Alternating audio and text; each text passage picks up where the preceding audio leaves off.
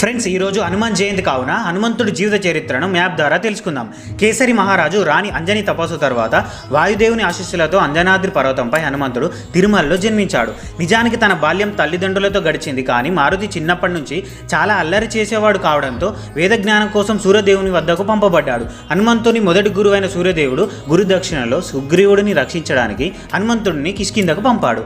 ఇక్కడ హనుమంతుడు శ్రీరాముడిని కలిశాడు. ఇక్కడ నుండి హనుమంతుడు జీవితకాల రామభక్తుడు అయ్యాడు మరియు సీతను కనుగొనడానికి రామేశ్వరం చేరుకున్నాడు. రామేశ్వరం నుండి సముద్రాన్ని దాటి అశోకవనంకు వెళ్ళాడు. అక్కడ అతను మొదటిసారి సీతామాతను కలుసుకున్నాడు. శ్రీరాముడు రావణుని చంపినప్పుడు హనుమంతుడు శ్రీరాముడితో అయోధ్య నగరానికి వచ్చాడు.